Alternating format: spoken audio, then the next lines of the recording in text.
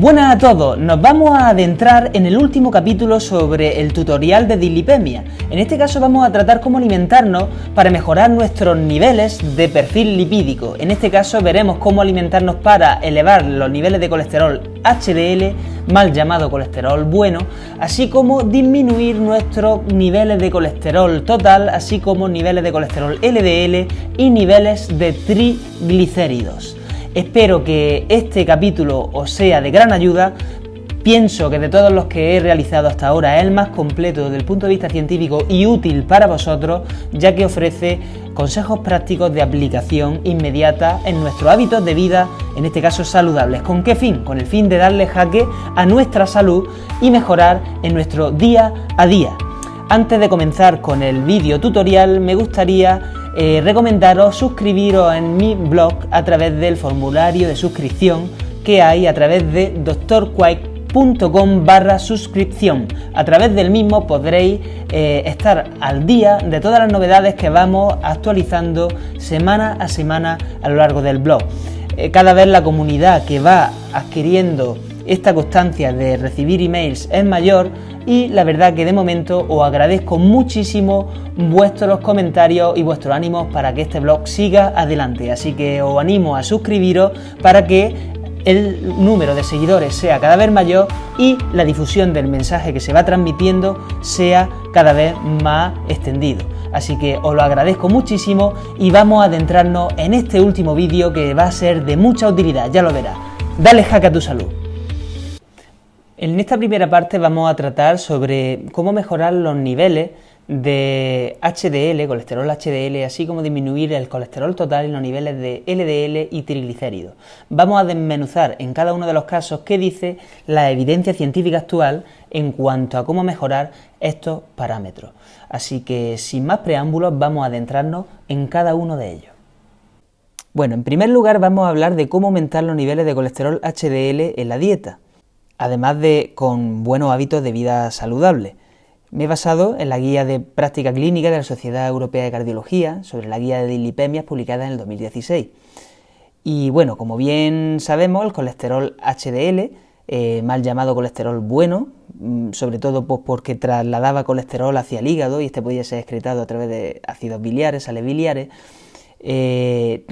es conveniente tenerlo pues aumentado, sobre todo por encima de 40 miligramos de decilitro en hombres y por encima de 50 miligramos de decilitro en mujeres. En este aspecto, uno de los factores más importantes, el primero de todos, que fomentaría un aumento de niveles de colesterol HDL sería reducir el consumo de grasas trans en la dieta.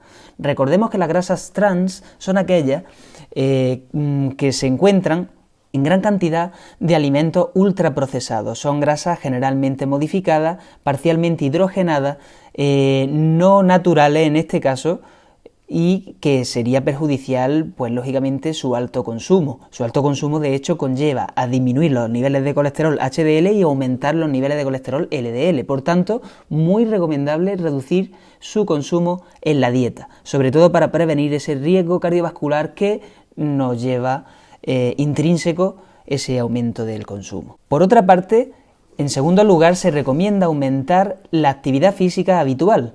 En este sentido, se recomienda, pues por ejemplo, hay estudios que han visto que un ejercicio aeróbico del estilo de andar unos 25-30 kilómetros a la semana, aproximadamente 3-4 kilómetros al día, mejoraría los niveles de colesterol HDL. Asimismo, pues hay un consenso y un consejo bastante extendido de que andar más de 10.000 pasos al día, y eso se puede medir con podómetros, con móviles, con relojes digitales, pues también sería una cantidad óptima de actividad física como para aumentar los niveles de HDL. Por otra parte, reducir el exceso de peso corporal ayudaría a aumentar esos niveles. De hecho, hay estudios que muestran que por cada kilo que perdemos de peso, de exceso de peso, se podría haber incrementado los niveles de HDL pues, en una cantidad determinada, en concreto de 0,01.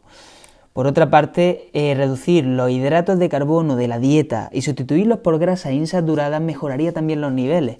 Esto se ha visto porque a veces de manera errónea entendemos que el colesterol se baja evitando el consumo de grasa. Claro, hay personas que han hecho esto y lo que han hecho es potenciar aún más el consumo de hidratos de carbono. Pues se ha visto que personas que sustituyen grasas, en este caso cardiosaludables o necesarias, como por ejemplo la grasa insaturada, por más consumo de hidratos de carbono, esto ha repercutido en una disminución de los niveles de colesterol HDL, y se ha visto que todo lo contrario, reducir esos hidratos y aumentarlos por grasa insaturada mejoraría dichos niveles. Grasa insaturada hay que recordar que las podemos encontrar en aceites vegetales, por ejemplo aceite de oliva virgen extra, cacahuetes, aguacates, por ejemplo también pescados azules, pescados normales, también por ejemplo nueces, etcétera, etcétera.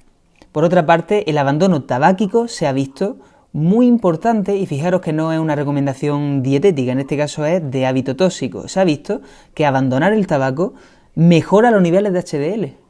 Por supuesto, solventando ese primer paso previo de que algunas personas ganan peso después de fumar, pero una vez solventado ese síndrome de abstinencia, esa ansiedad por comer y ese peso que se puede ganar, se ve que gradualmente el abandono tabáquico va aumentando los niveles de HDL. Por tanto, curioso, un consejo constatado, no dietético, que también repercute en el aumento de esto. Ahora vamos a tratar sobre la cuestión relacionada con el colesterol LDL, mal llamado colesterol malo. Era aquel tipo de lipoproteína que trasladaban colesterol a la periferia de los tejidos, pues para las diferentes funciones de síntesis de hormonas, estructuras celulares, etcétera, pues para la que estaba requerido. Pues bien, disminuir en este caso los niveles de colesterol total y de LDL se podría lograr mediante los siguientes consejos. El primero de todos, y coincide con que es el número uno, al igual que para aumentar niveles de colesterol HDL, es reducir el consumo de grasas trans en la dieta, porque como habíamos mencionado anteriormente, no solamente este tipo de grasa reduce los niveles de HDL, sino que aumenta los de LDL. Por tanto, reducir este consumo sería fundamental. De nuevo, como habíamos dicho, porque está muy vinculado también al riesgo cardiovascular. Por otra parte, reducir el consumo de grasas saturadas de la dieta a favor de otro tipo de grasa, en este caso insaturada, podría beneficiar un descenso de los niveles de colesterol total y de LDL. A diferencia de las grasas trans, la virtud de la grasa saturada es que además aumentan los niveles de HDL, es decir, no todo es malo en ellas. Las grasas saturadas aumentan los dos tipos de colesterol, a diferencia de las grasas trans, que conlleva a justo lo malo de ambos, que es disminuir HDL y aumentar LDL. Al menos la grasa saturada aumenta los dos tipos, nos beneficia en cuanto al HDL. Por otra parte, y muy importante, aumentar el consumo de la fibra en la dieta. Hablamos de fibra soluble, que tiene la particularidad, este tipo de fibra, de que forma, en la absorción intestinal, el tracto digestivo, forma una especie de gel que capta ácidos biliares. Esos ácidos biliares son necesarios para absorber colesterol, pero como este gel que se produce mediante la fibra soluble atrae, capta y se lleva a esos ácidos biliares, digamos que el colesterol al fin y al cabo no se absorbe y se elimina a través de las heces, por lo cual conlleva indirectamente a una disminución de colesterol, precisamente el consumo de fibra dietética, en este caso soluble. ¿Dónde podemos encontrar este tipo de fibra? Pues bueno, en las legumbres, garbanzo, habichuela, lentejas, alubia, judía. Podemos también encontrarla en la fruta, en las verduras y bueno, en los cereales integrales, que también son ricos en fibra. Avena, por ejemplo, etc. Otro punto importante es que se ha visto que la toma de fitoesteroles también puede reducir los niveles de LDL y colesterol total. Fitoesteroles son como unos esteroles vegetales parecidos al colesterol, que lo que hacen es que cuando los ingerimos a través de la dieta compiten en la absorción con el colesterol, de manera que bloquean la absorción y este colesterol en el intestino no se absorbe en los alimentos, sino que se excreta por las heces. Se traduce en que no aumenta a través de la dieta esos niveles. Eso respecto a los fitoesteroles. Por otra parte, la levadura de arroz rojo se ha visto que tiene pues la particularidad de tener un efecto parecido a las estatinas, que es un fármaco para tratar la hipercolesterolemia. En este sentido, se ha observado que el consumo de este producto puede disminuir los niveles de colesterol. Pero ahora voy a hacer un pequeño inciso muy importante desde el punto de vista médico. En todo momento estamos hablando de disminuir, en este caso colesterol total y LDL, en niveles de sangre. Pero no olvidemos que nuestro objetivo principal no es reducir realmente el colesterol de la sangre, sino evitar eventos cardiovasculares, porque realmente inferimos que un aumento de LDL y colesterol total puede llevarnos a hipercolesterolemia mantenida en el tiempo es una dislipemia, y la dislipemia es una enfermedad considerada un factor de riesgo cardiovascular, que puede fomentar la posibilidad de que aparezca un evento cardiovascular, tal como un infarto, una enfermedad cerebrovascular, enfermedad arterial periférica, etc. Por tanto, realmente el colesterol, sus niveles elevados, es una variable intermedia que más o menos nos predice que podemos desarrollar eventos cardiovasculares. Pero ojo, no hay estudios actualmente que hayan demostrado fervientemente que la toma de fitoesteroles, de levadura de arroz rojo y otro tipo de alimentos, hayan demostrado esa disminución del colesterol prevenga eventos cardiovasculares. Eso hace falta demostrarlo todavía. ¿Por qué hago este inciso? Bueno, porque la industria alimentaria fomenta la idea de que productos ricos en fitoesteroles, levadura de arroz rojo, etc., disminuyen el colesterol. Tienen su precio, no es barato. ¿Y qué ocurre con este tipo de productos? Pues claro, que erróneamente podemos pensar que nuestro riesgo cardiovascular está disminuido, pero a efectos objetivos, como médico, en este caso yo como profesional, no me veo con la capacidad suficiente para recomendarlo y hacer que estos pacientes lleven ese gasto a cabo. ¿Por qué? Porque no hay evidencia científica actual de que la disminución del colesterol fruto de la toma de fitoesteroles y este tipo de alimentos disminuya los eventos cardiovasculares. Dicho este inciso, tenemos que hablar también de que reducir el exceso de peso corporal ayudaría no solamente a elevar los niveles de colesterol HDL, sino a disminuir los niveles de LDL y colesterol total. Y por otra parte, al igual también que en el anterior caso, el aumento de actividad física también disminuiría estos niveles. Por otra parte, otro de los factores importantes, no solamente el colesterol, sería hablar sobre los triglicéridos. Como habíamos hablado en los anteriores episodios, sería conveniente disminuir el nivel de triglicéridos en sangre cuando estos están elevados para evitar la hipertrigliceridemia. En este caso, tenemos que destacar que para disminuirlo a través de los hábitos saludables correctos, uno de ellos sería el principal de todo, reducir el exceso de peso corporal.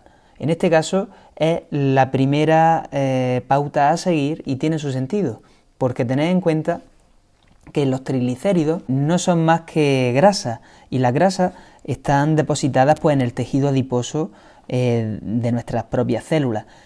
Precisamente reducir el exceso de peso corporal nos va a llevar a disminuir esos depósitos de grasa y, en definitiva, disminuir los niveles de triglicéridos. Por tanto, reducir peso va a conllevar disminución de porcentaje de grasa corporal y, por ende, vamos a disminuir triglicéridos en sí, porque hablamos de lo mismo. Como habíamos dicho, era la forma más eficiente de almacenar energía, y por eso esos depósitos habría que consumirlos reduciendo el exceso de peso corporal. Por otra parte, el aumento de los triglicéridos está muy vinculado al consumo de alcohol. Es frecuente que personas que padecen de alcoholismo o consumen bastante alcohol durante el día tengan niveles de triglicéridos elevados. Esto se debe a que el alcohol, cuando se metaboliza, pues también da lugar a azúcares, y los azúcares muchas veces cogen la ruta para convertirse en depósitos de grasa. Aumentan los triglicéridos en sangre en el aumento de alcohol. Por tanto, pacientes que padezcan de hipertrigliceridemia o que tengan problemas de triglicéridos en sí, estaría muy contraindicado cualquier consumo de alcohol, por mínimo que fuera, porque aumentaría más estos niveles. Por otra parte, aumentar la actividad física habitual, como en los anteriores casos, también conllevaría a un consumo de esos depósitos de grasa, de esas calorías, y lógicamente estos niveles disminuirían. Reducir el consumo total de hidratos de carbono en la dieta sería fundamental. Fijaros otra vez que llevamos hablado 4 puntos y en ninguno de ellos estamos hablando de no comer grasas, no. Para reducir los triglicéridos, lógicamente, pues hay que perder peso, evitar el alcohol, realizar actividad física, pero fijaros que el primer consejo dietético no es exactamente evitar el consumo de grasa, que lógicamente tiene su importancia, sino es reducir el consumo total de hidratos de carbono. ¿Por qué? El metabolismo de los hidratos de carbono y de la grasa está muy vinculado el uno con el otro. Cuando se produce una alteración en el consumo o ingesta de alguno de estos principio inmediato, puede dar lugar a alteraciones y, por ejemplo, un exceso de hidratos de carbono podría hacer que ese exceso fuera convertido en grasa, fuera reconvertido, aunque fueran hidratos de carbono, reconvertido en grasa para almacenarlo en forma de depósitos cuando esto es tan excesivo. Porque cuando tomamos hidratos de carbono, al principio este consumo de energía se consume rápidamente pues, para diferentes actividades que estamos realizando, pero cuando el exceso persiste en sangre, hay que hacer algo con ese exceso de glucemia, con ese exceso de hidratos, y en muchas ocasiones coge el organismo y adopta la vía de la lipogénesis, y en este caso aumentan los depósitos de grasa, precisamente tomando hidratos de carbono. Por tanto, es muy importante reducir su consumo. Hidratos de carbono tenemos que distinguir dos tipos. Están aquellos refinados y simples, como son por ejemplo azúcares refinados, la fructosa de la fruta, la miel, hidratos que se asimilan de manera muy rápida en el organismo. Estos tienen un alto índice glucémico, es decir, que tienen gran capacidad de dar lugar a glucemia en sangre y aumentan pues, los picos de insulina y pueden dar lugar, lógicamente, pues, a afectación a nivel de este vínculo que hay entre los hidratos y la grasa. Por otra parte, los hidratos de carbono complejos, los que se asimilan de manera lenta, como por ejemplo los que contienen las fibras solubles, como por ejemplo frutas, cereales integrales, legumbres, etcétera, las patatas, este tipo de carbohidratos no da lugar a un aumento del índice glucémicos tan altos como los hidratos simples. Entonces en este caso serían más recomendables. Pero en cualquier caso, recordad la idea de que hay que reducir el consumo total de hidratos de carbono en la dieta para disminuir los triglicéridos. Curioso.